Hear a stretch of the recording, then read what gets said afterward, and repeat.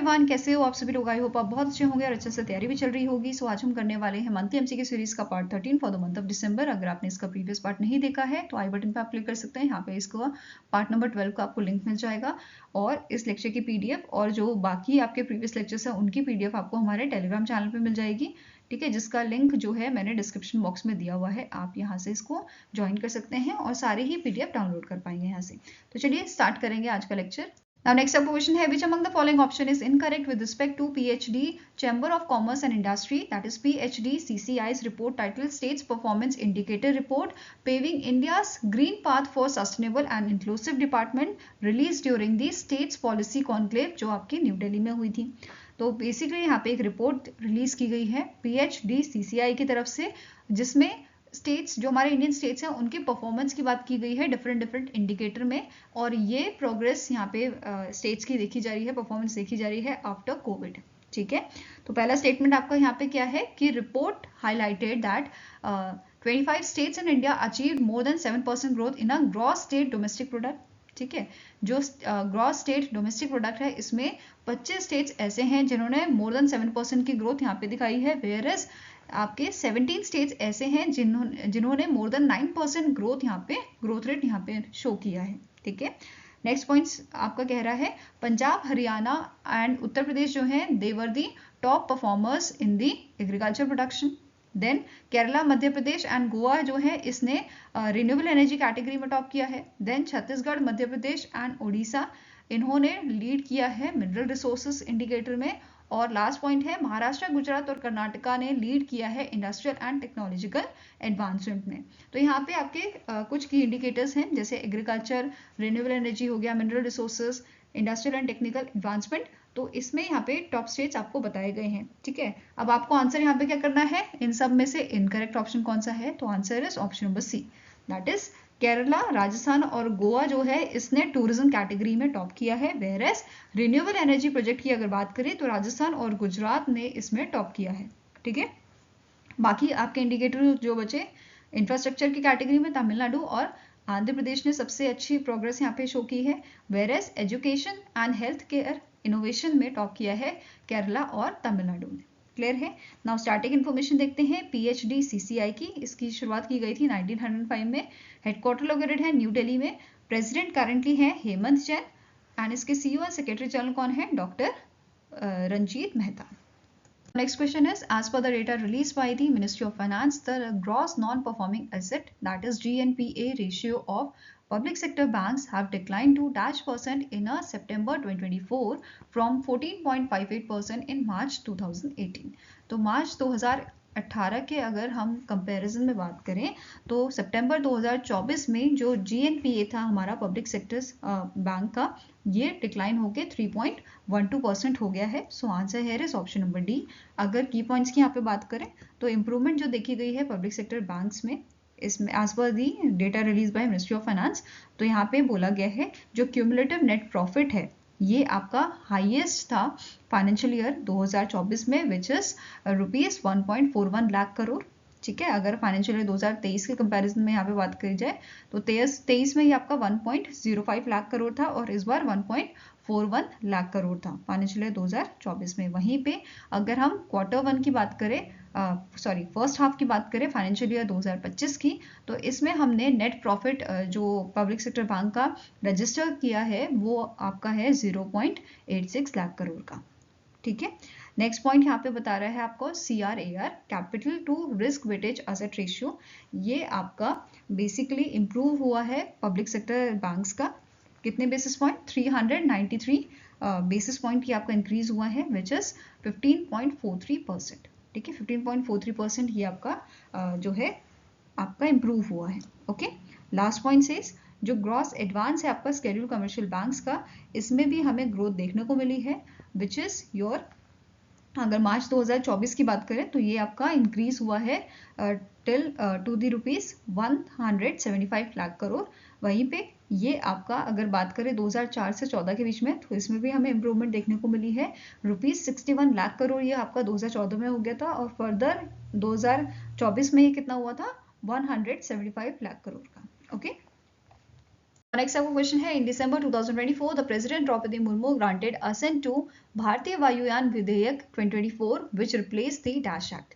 तो प्रेसिडेंट द्रौपदी मुर्मू ने ग्रांट किया है, अपना असेंट दिया है भारतीय वायुयान विधेयक 2024 को, जिसने रिप्लेस किया है एयरक्राफ्ट एक्ट 1934 को। और इसका प्राइमरी एम क्या है कि हमारी जो सिक्योरिटी है उसको एनहांस किया जाए और जो भी रेगुलेटरी प्रोसेस है उसको स्ट्रीमलाइन किया जाए और इम्प्रूव किया जाए एविएशन सिक्योरिटी और इंफ्रास्ट्रक्चर को, ठीक है, which is managed in the India.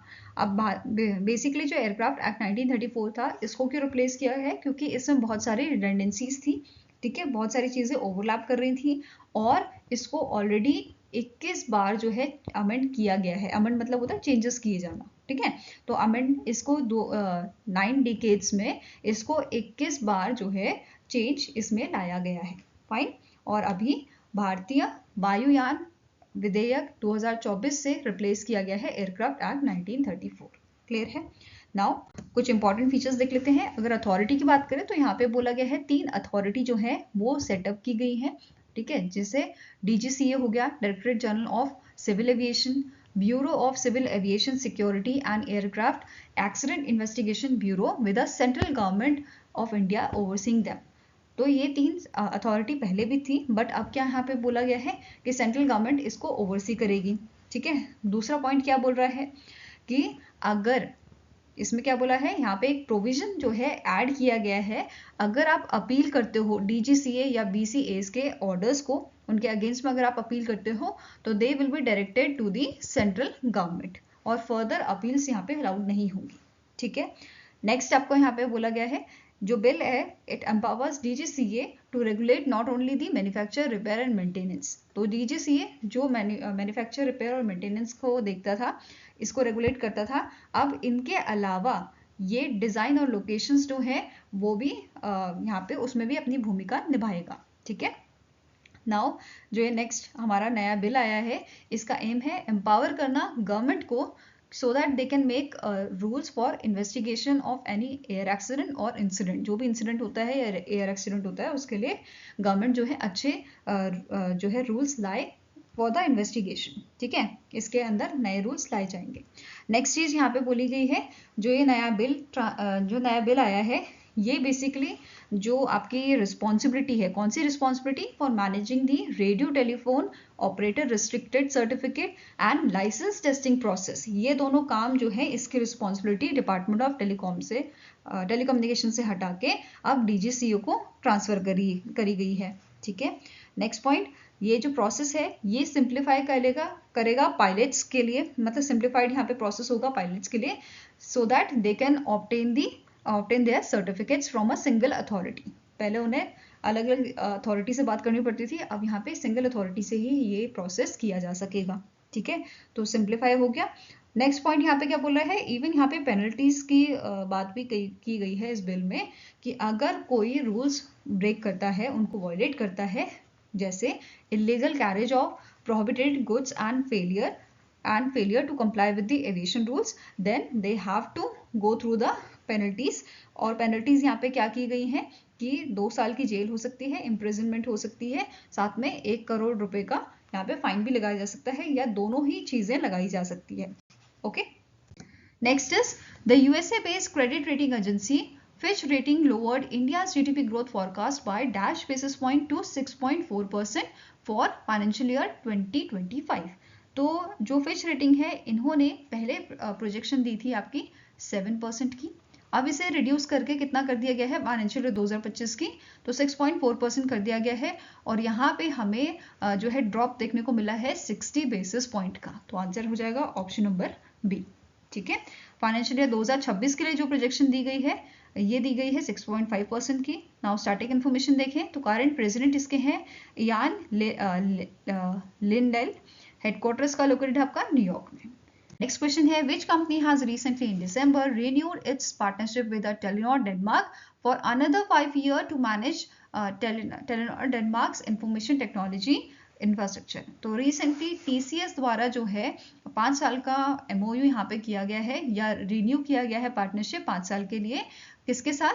जो डेनमार्क की आपकी मोबाइल लार्जेस्ट, या आप बोल सकते हो अच्छी खासी मोबाइल ऑपरेटर है आपकी डेनमार्क की, जिसका नाम है टेलीनॉर। आपको याद होगा इंडिया में भी इसको पहले लॉन्च किया गया था, ठीक है। तो टीसीएस और टेलीनॉर के बीच में ये अग्रीमेंट साइन हुआ है 5 साल के लिए, और इसके थ्रू, इस पार्टनरशिप के थ्रू जो टीसीएस है ये मैनेज करेगा इस कंपनी की आईटी इंफ्रास्ट्रक्चर को from its Europe delivery centre. Clear है?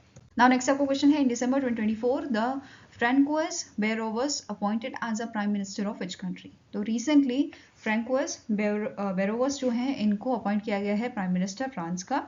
आंसर आपका यहाँ पे हो जाएगा ऑप्शन नंबर डी, और इन्होंने रिप्लेस किया है मिशेल बैरनियर को।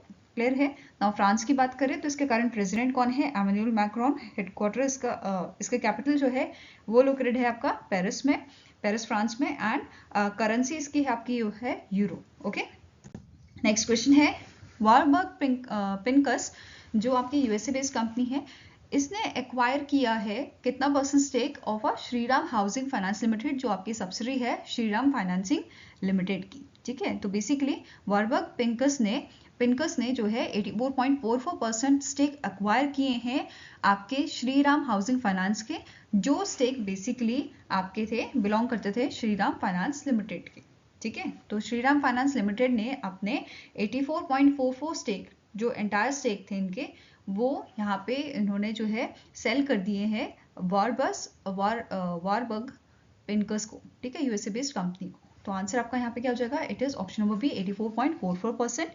नाउ बात करें श्रीराम फाइनेंस लिमिटेड की, जिसके एमडी एंड सीईओ है वाईएस चक्रवर्ती। हेडक्वार्टर लोकेटेड है चेन्नई तमिलनाडु में, और इसे स्टैब्लिश किया गया था 1979 में। Now next आपको क्वेश्चन है, which state has launched the Prakriti Krishi portal to promote organic farming in this state? तो answer here is option number C, that is Gujarat के जो सीएम है इन्होंने इस पोर्टल को लॉन्च किया था, which is a natural agriculture portal, organic farming के लिए से लॉन्च किया गया था। ठीक है, नाउ नेक्स्ट आपको क्वेश्चन है, in which city ministry of ports shipping and waterways has organised the first India maritime heritage conclave from 11th to 12th December 2024? तो इंडिया की पहली इंडिया मैरीटाइम हेरिटेज कॉन्क्लेव आपकी हुई थी न्यू दिल्ली में, और इसे ऑर्गेनाइज किया था ministry of port shipping and waterways द्वारा। तो आंसर क्या हो जाएगा? Option number D, new Delhi में इसे ऑर्गेनाइज किया गया था। ठीक है, एंड इस कॉन्क्लेव को इनॉग्रेट किया था वाइस प्रेसिडेंट जगदीप धनखड़ जी ने, एंड इसका थीम था towards understanding India's position in global maritime history. Now next is, in December the government of India has planned to invest rupees 4,000 crore in the next 5 years for the development of a national maritime heritage complex at dash। तो यहाँ पे government of India ने क्या बोला है, इनका plan है ये इन्वेस्ट करेंगे 4,000 करोड़ रुपए नेक्स्ट 5 years के लिए for the development of a national maritime heritage complex, जो आपका बनाया जाएगा कहाँ पे? गुजरात के लोथाल में। ठीक है, answer here is option number A. अब यहाँ पे गवर्नमेंट का मेन एम है, हमें लोथाल को प्रमोट करना है as a home to the world's first man made dock, और ये इंटरनेशनल टूरिस्ट डेस्टिनेशन हमारा रहेगा। ठीक है, as a international tourist destination हमें इसे प्रमोट करना है। साथ में ही क्या बोला गया है, for the development of this project NMHC project, इसके लिए जो इंडियन गवर्नमेंट है इन्होंने कोलैबोरेट किया है 12 कंट्रीज के एक्सपर्ट के साथ, जिसमें आपका यूके के expert, Italy, Greece, Japan, South Korea, Sri Lanka, इन ऐसी कंट्रीज के एक्सपर्ट शामिल हैं। फाइन, और यहाँ पे अगर हम बात करें इस प्रोजेक्ट की नोडल एजेंसी कौन सी होगी, तो ministry of port shipping and waterways ने डेजिग्नेट किया है इंडियन पोर्ट्स एसोसिएशन को एज अ नोडल एजेंसी। ये इसका जो भी आपका काम होगा ओवरऑल वो इसको ओवरसी करेंगे, मॉनिटर करेंगे। एंड अगर बात करें एग्जीक्यूटिव एजेंसी की, तो ये आपकी रहेगी Indian port rail corporation limited. Fine, now next आपको क्वेश्चन है, name the Indian organisation that has signed an MOU with the Emirate polar mission steering committee during the 15th India UAE joint commission meeting, जो आपकी न्यू दिल्ली में हुई थी, to strengthen collaboration in a polar and ocean research between both the countries. तो in month of December आपका जो Indian मतलब इनमें से एक इंडियन ऑर्गेनाइजेशन है जिसका नाम है national centre for polar and ocean research, जिसने MOU साइन किया है UAE की emirate polar mission steering committee के साथ। ठीक है, किस चीज़ के लिए किया गया है, ताकि हम कोलैबोरेशन मजबूत कर पाएँ, स्ट्रेंथन कर पाएँ पोलर एंड ओशियन रिसर्च में बिटवीन इंडिया एंड UAE।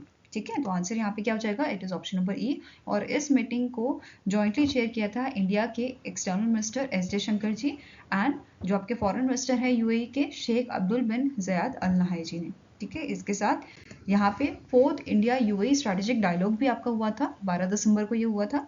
और अगेन इस मीटिंग में भी आपके इंडिया की तरफ से रिप्रेजेंट किया गया था एस जयशंकर जी के द्वारा, और जो आपके फॉरेन मिनिस्टर हैं, डिप्टी प्राइम मिनिस्टर हैं आपके यूएई के, शेख अब्दुल बिन जायद अल नाहयान, ये यूएई की तरफ से इस मीटिंग में शामिल हुए थे।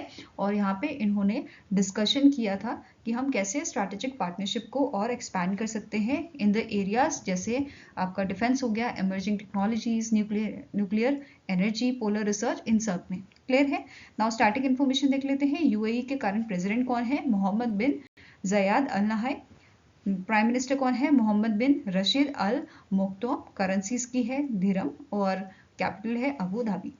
नाउ नेक्स्ट क्वेश्चन है, the directorate general of foreign trade, जो आपका department ministry of commerce and industry के अंडर आता है, इन्होंने रिसेंटली एक्सटेंड किया है import management system for the 7 IT hardware products until dash to address the ongoing supply demand imbalance. तो इन्होंने एक्सटेंड किया है इंपोर्ट मैनेजमेंट सिस्टम को। कब तक एक्सटेंड कर दिया गया है? 1 साल एक्सटेंड कर दिया गया है। अर्लियर इट्स डेट वाज 31 दिसंबर 2024। अब इसको एक्सटेंड करके 2025 कर दिया गया है, मतलब 31 दिसंबर 2025 तक इसको एक्सटेंड कर दिया गया है। ये क्लियर है? और जो ये आपके 7 IT हार्डवेयर प्रोडक्ट्स हैं, इसमें आपका लैपटॉप, टैबलेट्स, पीसीज, ये सब आ जाते हैं, ठीक है, which are categorize under the HSN 8471। Fine.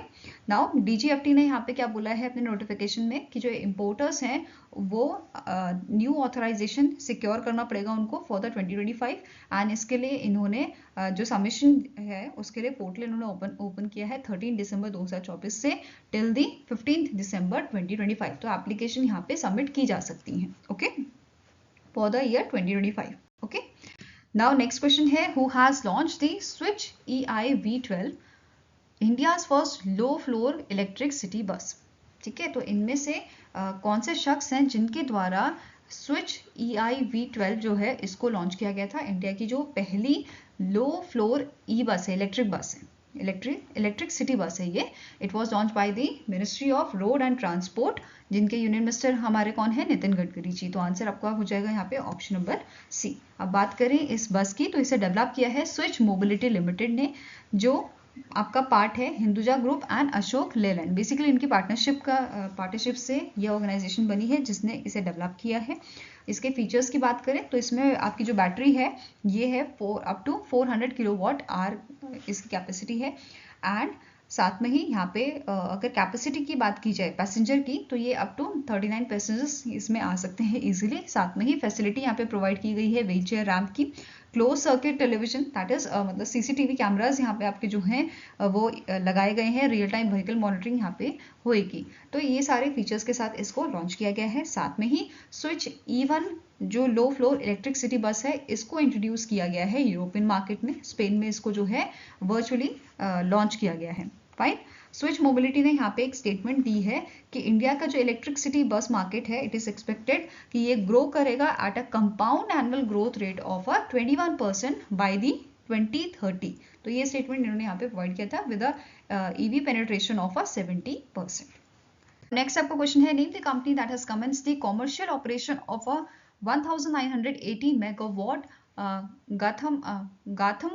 गाथमपुर thermal power plant in Uttar Pradesh in partnership with the Uttar Pradesh Rajya Vidyut Utpadan Nigam limited. तो रिसेंटली जो NLC इंडिया लिमिटेड है, इन्होंने आपकी यूपी की जो राज्य विद्युत उत्पादन निगम लिमिटेड है, इनकी पार्टनरशिप में कमेंस किया है कमर्शियल ऑपरेशन किसका?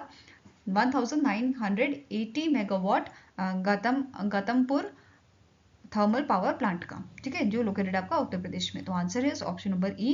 और इन दोनों का एक जॉइंट वेंचर है बेसिकली जिसने इसे डेवलप किया है, it is Neyveli Uttar Pradesh power limited. Fine. इस जॉइंट वेंचर के द्वारा इसको डेवलप किया गया है और ये आपका फर्स्ट यूनिट है जिसने कमर्शियल ऑपरेशन स्टार्ट किया है इन मंथ ऑफ दिसंबर। ठीक है, ये क्लियर है। नाउ आपको ये भी चीज नोट करनी है कि फाइनेंशियल ईयर 2025 में ये पहला fossil fuel based thermal power plant बना है जिसे कमीशन किया गया है। नाउ स्टार्टिंग इन्फॉर्मेशन देखते हैं आपके NLC इंडिया लिमिटेड की। तो इसके करंट CMD हैं प्रसन्ना कुमार, हेडक्वार्टर लोकेटेड है नईवेली तमिलनाडु, एंड इसे स्टैब्लिश किया गया था 1956 में। नाउ नेक्स्ट आपका क्वेश्चन है, which company has partnered with NCERT to launch YouTube channels in 29 Indian languages to ensure access to quality digital education across India. तो आंसर आपका हो जाएगा दैट इज रिसेंटली गूगल ने जो है पार्टनरशिप की है आपके एनसीईआरटी के साथ, और इस पार्टनरशिप के तहत फ्री एजुकेशन कंटेंट यूट्यूब पे प्रोवाइड किया जाएगा फर्स्ट से 12th क्लास के बच्चों को। ओके, ये क्लियर हुआ। साथ में ही यहाँ पे 29 इंडियन लैंग्वेजेस में साइन लैंग्वेज को भी इंक्लूड किया गया है। नाउ नेक्स्ट है, गूगल ने रिसेंटली आपके national programme on technology enhance learning के साथ मिलके, मतलब यहाँ पे इनके साथ पार्टनरशिप की है, और ये इस पार्टनरशिप में ऑफर करेंगे कोर्सेज, 50 क्रेडेंशियल कोर्सेज को ये यूट्यूब पे प्रोवाइड करेंगे। एंड कौन कौन से सब्जेक्ट्स में ये आपके कोर्स प्रोवाइड किए जाएंगे, जैसे आपका हो गया pure sciences, literature, sports psychology etcetera. Fine. And यहाँ पे इन्होंने क्या बोला है, इस कोर्सेज को करके, ठीक है, इस कोर्सेज को कंप्लीट करके आप सर्टिफिकेशन यहाँ पे ले सकते हो, सर्टिफिकेट्स ले सकते हो। ठीक है, तो बेसिकली ये आपके सर्टिफिकेशन वाले कोर्सेज हैं, और जो आपके सर्टिफिकेशन है ऑनलाइन सर्टिफिकेशन, ये आपको NPTEL स्वयं पोर्टल के थ्रू कंप्लीट कर सकते हैं आप, और IIT से आपको यहाँ पे जो है सर्टिफिकेट्स दिए जाएंगे after completing the course. Next आपका क्वेश्चन है, which among the following organization has released the global status report on drowning prevention 2024, highlighting a 38% drop in a global drowning deaths since 2000। तो रिसेंटली WHO ने एक report release की है, global status report on droning prevention 2024, जिसने highlight किया है कि 2000 से अगर हम कंपैरिजन करें तो जो डेथ रेट है या जो डेथ्स हैं वो आपकी 38% कम हो गई हैं। तो answer here is option number B, world health organisation. और इस रिपोर्ट में बताया गया है कि हर घंटे 30 से ज़्यादा लोग जो हैं वो डूब के मर जाते हैं, एंड आपके लगभग एनुअली एस्टिमेटेड दिया गया है कि 3 लाख डेथ्स एनुअली यहाँ पे डूबने की वजह से होती हैं लोगों की। फाइन। नाउ स्टैटिक इन्फॉर्मेशन देखें तो वर्ल्ड हेल्थ ऑर्गेनाइजेशन के करंट डीजी आपके हैं टेड्रोस एडनॉम गेब्रेयेसस। हेडक्वार्टर इसका लोकेटेड है जिनेवा, स्विट्जरलैंड में, एंड इसे 1948 में स्टैब्लिश किया गया था। Now next is, in December 2024, the Food and Agriculture Organization has released a report titled The Global Status of Salt-Affected Soils during the International Soil and Water Forum 2024, जो आपका Bangkok Thailand में हुआ था। तो इस इवेंट के दौरान ये रिपोर्ट आपकी रिलीज की गई थी FAO की। एंड इस रिपोर्ट में क्या बोला गया है, the report highlighted nearly dash hectare of land of the global land area was affected by salinity. तो इनमें से आपका कितने हेक्टेयर की जो सॉइल है, कितने हेक्टेयर का जो लैंड है वो आपका अफेक्टेड है सैलिनिटी से। तो answer here is 1.4 billion hectare, जो आपका 10.7% के आसपास एरिया है हमारे वर्ल्ड का। ठीक है, और सबसे ज़्यादा लगभग वर्ल्ड का 70% सॉल्ट अफेक्टेड सॉइल आपके कौन कौन से कंट्रीज में है, तो it is Afghanistan, Australia, Argentina, China, Kazakhstan, Russia, USA, Iran, Sudan and Uzbekistan. तो ये सारी कंट्रीज मिलकर 70% सॉल्ट अफेक्टेड सॉइल जो है वो दर्शाती है, मतलब 70% का अफेक्टेड सॉइल इन कंट्रीज में आपका अभी इंक्लूडेड एरिया कवर्ड है। ठीक है, इसके अलावा सॉल्ट अफेक्टेड सॉइल आपकी सबसे ज़्यादा कौन से कंट्रीज में पाई जा रही हैं, ऑस्ट्रेलिया में है सबसे ज़्यादा, followed by Argentina and Kazakhstan. वहीं पे countries most affected by salinity and sodicity ये आपकी हैं Oman, Uzbekistan, Jordan. Fine, top 3 countries को मैंने यहाँ पे शामिल किया है। इसके अलावा अगर बात करें इंडिया की, तो इंडिया का कितना आपका लैंड जो है अफेक्टेड है, it is 6.72 million hectare land हमारा अफेक्टेड है। इसमें से भी 2.95 मिलियन हेक्टेयर जो है it is affected by the saline soil, whereas 3.77 million hectare affected है by the sodic soils. Fine. Now अब यहाँ पे ऐसे स्टेट जो 75% सॉल्ट अफेक्टेड सॉइल को दर्शाते हैं, तो ये आपकी कवर करती है गुजरात, उत्तर प्रदेश, महाराष्ट्र, वेस्ट बंगाल एंड राजस्थान। इवन हमारा जो एग्रीकल्चर लैंड है वो भी 20% आपका अफेक्टेड है बाय दी सॉल्ट एंड सॉलिडिसिटी, और सबसे ज़्यादा एरिया इसका आपका मौजूद है जैसलमेर, राजस्थान में, and in the coast line of Gujarat and Ganges basin. Okay. Now FAO की बात करें, फूड एग्रीकल्चर ऑर्गेनाइजेशन की, तो इसके कारण DG आपके हैं क्यूडोंगयो, हेडक्वार्टर लोकेटेड है रोम इटली में, स्टैब्लिश किया गया था 1945 में। Next is the government of India has sign a 3044.54 crore loan agreement with which organisation for Bengaluru metro rail phase 2। तो आपका जो फेज 2 है बेंगलुरु मेट्रो रेल का, इसके लिए एक लोन अग्रीमेंट यहाँ पे गवर्नमेंट ऑफ इंडिया द्वारा साइन किया गया है with the Germany based organisation KfW development bank. तो answer here is option number D. Fine.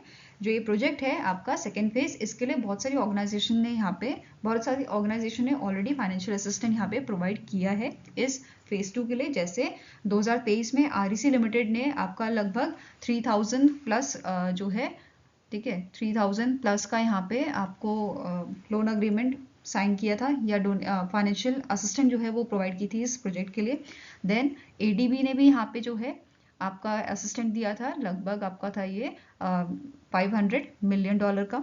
ऐसे ही आपका जो जापान का बैंक है, जापान इंटरनेशनल कॉर्पोरेशन एजेंसी जिक्सा, ठीक है, इसने भी आपका जो है लगभग 318 US डॉलर जो है, ठीक है, इन्होंने यहाँ पे फाइनेंशियल असिस्टेंट प्रोवाइड की थी phase 2 of Bengaluru metro rail के लिए। ओके।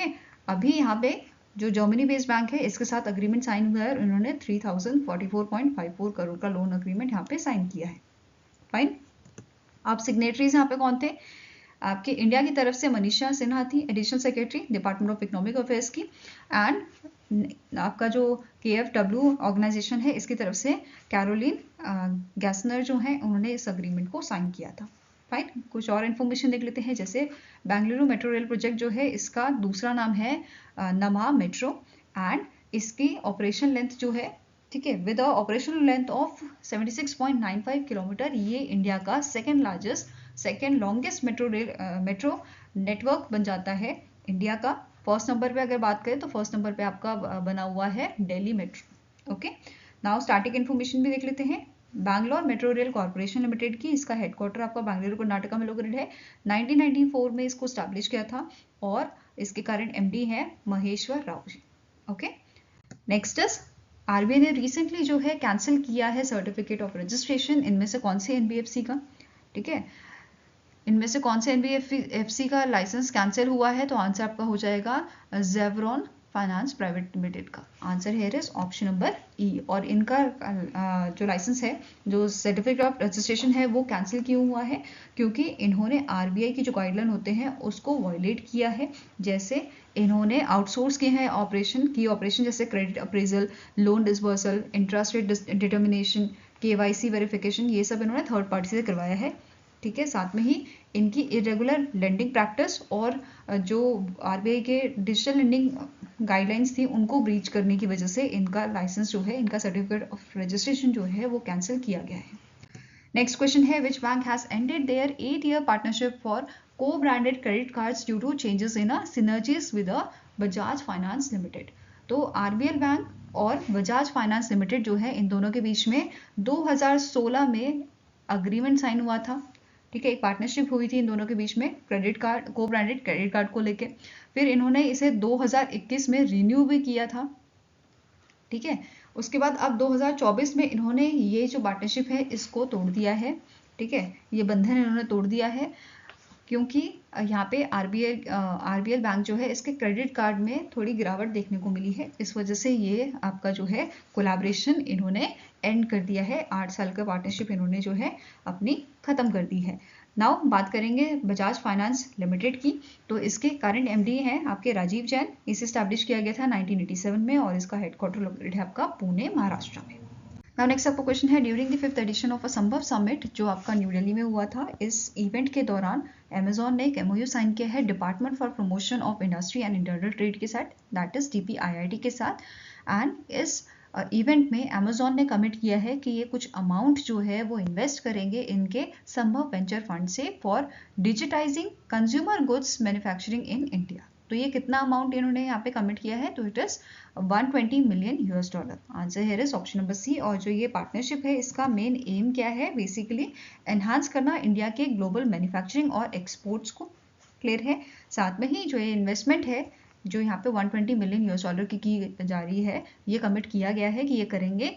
ये इन्वेस्टमेंट जो है सपोर्ट करेगी इंडिया के स्टार्टअप जो है उनको बाय लेवरेजिंग Amazon's टेक्नोलॉजी, ये यूज करेंगे अमेजोन की technology and global reach for growth of the Indian startups. Fine, further most इन्होंने यहाँ पे बोला है जो अमेजोन है, अमेजोन का एम है कि ये 2030 तक, ठीक है, जो 80 बिलियन यूएस डॉलर का क्यूमुलेटिव एक्सपोर्ट जो है फ्रॉम इंडिया ये अचीव करेंगे, ऐसा इन्होंने टारगेट यहाँ पे रखा हुआ है।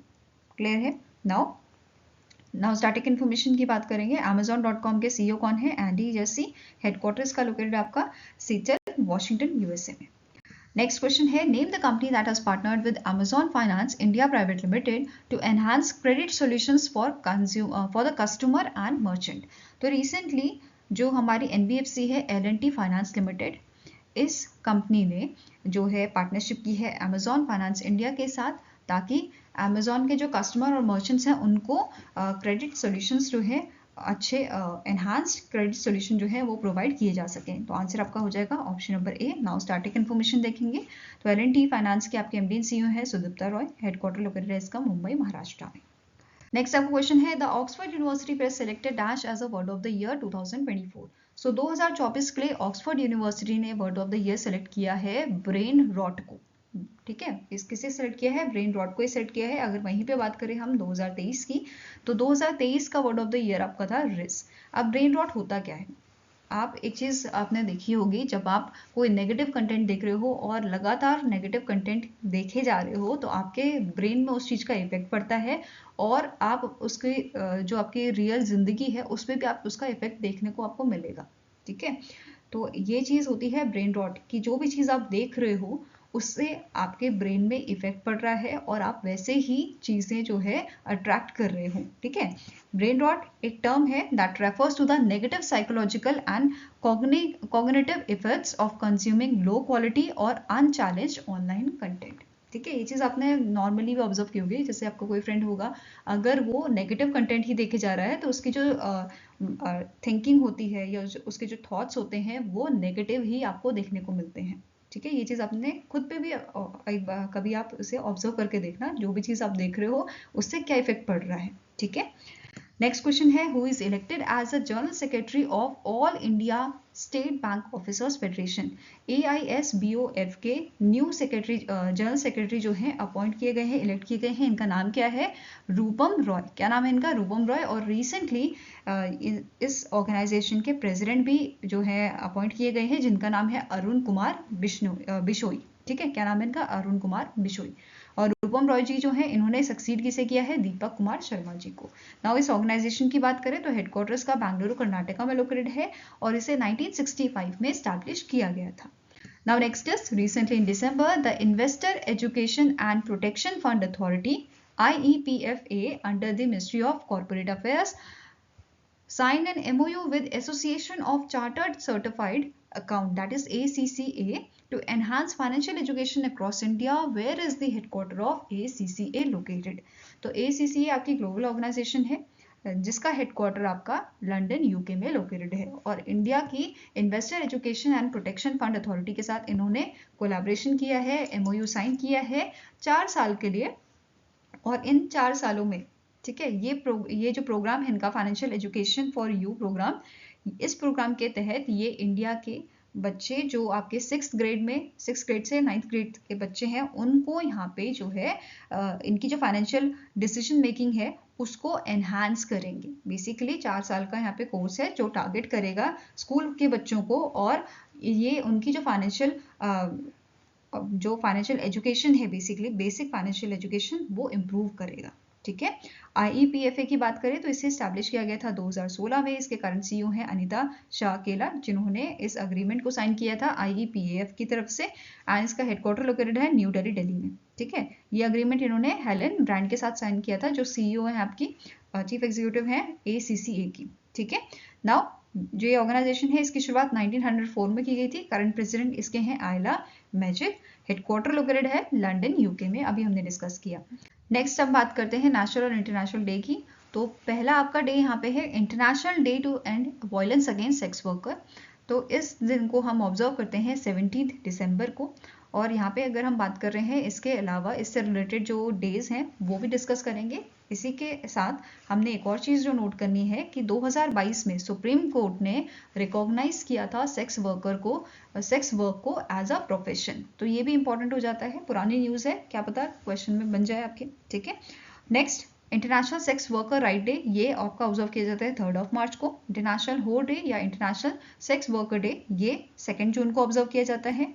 Whereas international sex worker pride day ये आपको ऑब्जर्व किया जाता है 14 सितंबर को। तो इससे रिलेटेड जो आपके डेज थे वो भी हमने कवर कर लिए। आई होप गाइस आपको ये वीडियो पसंद आया हो। पसंद आया तो लाइक एंड शेयर जरूर कीजिएगा और हमारे साथ जुड़ने के लिए हमारे चैनल को सब्सक्राइब कीजिएगा। अगर आपके कुछ सजेशन है तो आप हमें मेल कर सकते हो या फिर आप हमें कमेंट सेक्शन में भी लिख सकते हैं। सो मिलेंगे सही नेक्स्ट वीडियो के साथ। Till then take care, have a nice day and all the best for your preparations.